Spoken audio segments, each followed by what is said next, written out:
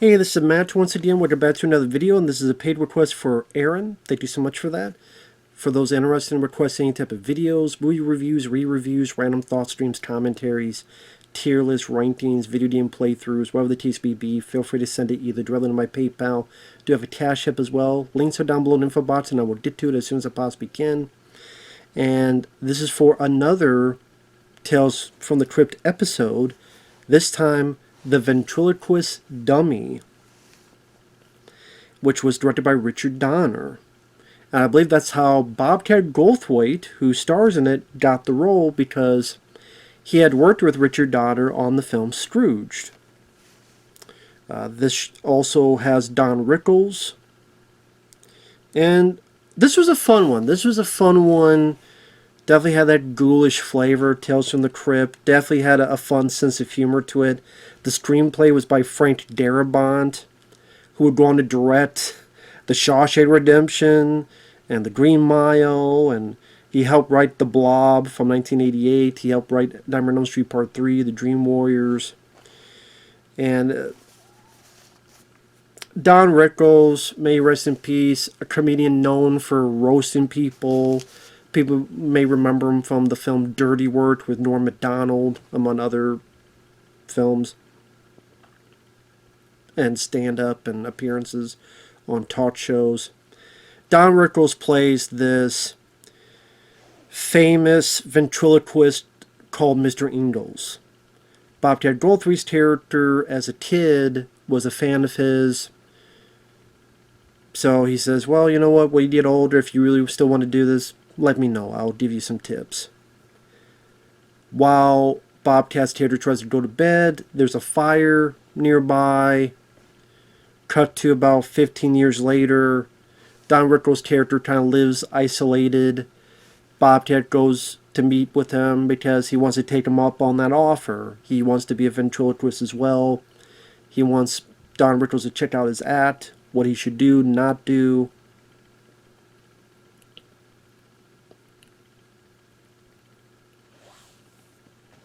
Don Rickles says, listen, I don't want anything to do with it. What are you doing here? Get the hell out of here. Bobcat tells about how you were my idol. I grew up with you. Don Rickles says, well, you know, maybe I'll check out your show. He does, but Bobcat bombs, and bombs horribly. Don Rickles pretty much says, you need to tell him the truth. You need to get the hell out, find another business. But Don Rickles was good, because I always think of him as the guy who's roasting people, so it was nice to see a change of pace where he does that, but he's actually good. Like, he does it with his hand, he has this sense of fear on his face and his eyes, and then his change of demeanor where he's talking to this lady. Meanwhile, Bobcat Goldthwait, I should mention, I've always been a fan of his. Yes, the first time I ever saw him was the shtick he was doing for the Police Academy sequels. Police Academy 2, 3, and 4 he was in. In 2, he was a criminal, and in 3, he became a cop. I think Zed. And yeah, he was like loud, and he had a certain... He might have had a certain shtick, but it worked well for those movies. Especially Police Academy 3 and 4, which are actually two of my favorites in that franchise. I like the first 4. After that, not so much. But Bobcat worked. He was also in Burglar with Whoopi Goldberg, and I thought he was one of the best things about that film. I think he was in One Crazy Summer, and there's a bit where he's wearing this Godzilla costume. And again, I thought his shtick worked. It was fun. It was of that time. And he didn't keep doing it. He did it for a couple films and a stand-up. And then once it was getting a bit old, he let it go and did other things. He became a director, actually. He directed Robin Williams in one of his last films, and he directed a really awful Bigfoot movie. But I like Bobcat Goldthwait. I do. And I thought he did a good job here. If you like his shtick. If you don't, then I don't know if he's going to win you over. but I'm a fan of his. One thing, spoiler alert, one thing leads to another. There's a dead body. Bobcat realizes, wait a minute, that's who Don Rickles was talking to. Finds Don Rickles, sees that he's putting morphine. It's like, you're a junkie and you're a killer as well. You don't know what you're talking about. You don't even know what you're doing. Don't throw that away. It's not me, it's Morty, the dummy. I'll show you he's not real.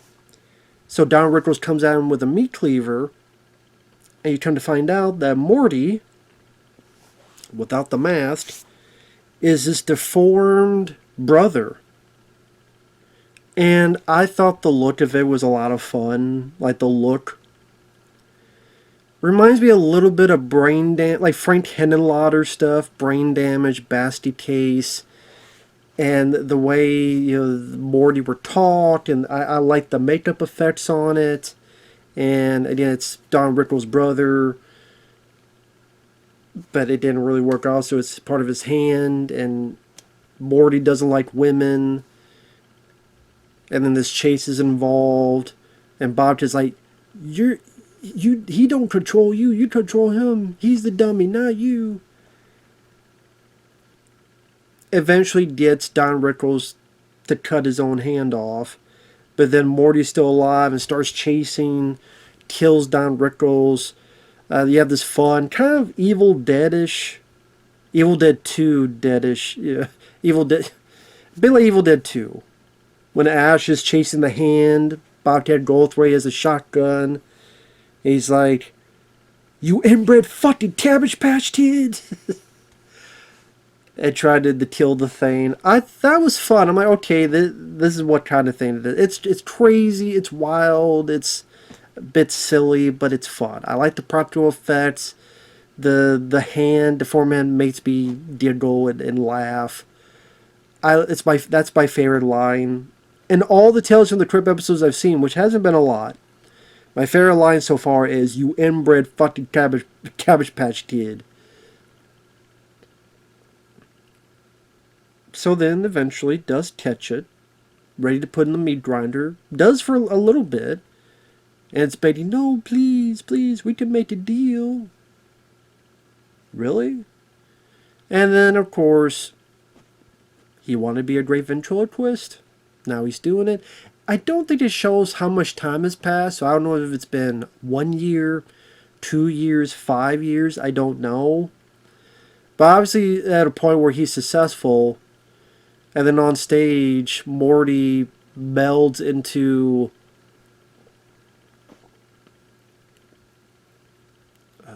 Bobcat's hand, and you see the reveal where his fingers are amidst it.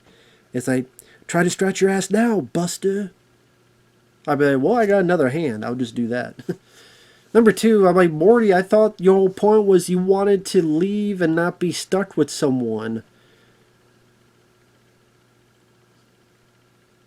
I mean, hell, all this time, you could have just scurried off the stage and hide and get the fuck out.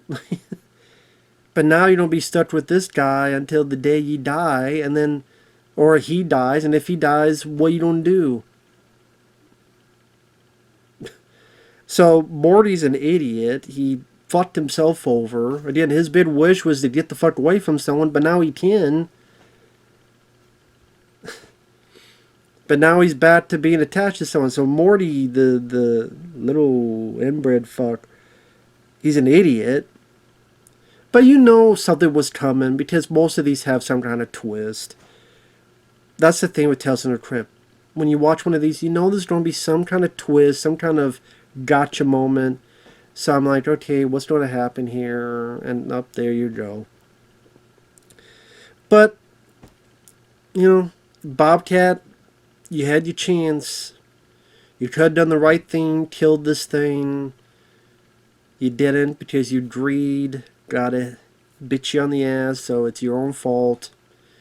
And that's kind of the moral quandary that are in some of these Tales from the Crypt episodes. The greed got you, boy. It got your ass. And now you gotta use this guy to scratch your ass. So there you go. But It was cool to see Don Rickles in a different kind of role. Bobcat Goldthwait, it was fun to see him in this kind of horror ghoulish project. Went by very quick for 20 minutes. The inbred Cabbage Patch Kid looking thing, that was fun. The voice that they gave it, the way it looked, again, remind me of something I was seeing Evil Dead 2. I mean that in a good way. It's a fun story. It's a fun bit of story. So I did quite like that. Definitely one of my more favorite ones I've seen so far of these Tales from the Crypt. Again, I haven't seen a ton. And actually, there will be one more Tales from the Crypt episode because I was looking through and Chaz actually requested cutting cards. That was the one I was thinking about, and another one where was that card thing with Lance Emerson? It was cutting cards, so that will be reviewed pretty soon in the future. So stay tuned for that. So, but then I believe that's all the Tales from the Crypt episodes I've been requested so far, at least. So there you go. So with that said, thanks for watching. Take care, and we'll see you guys in the next video. Bye-bye for now.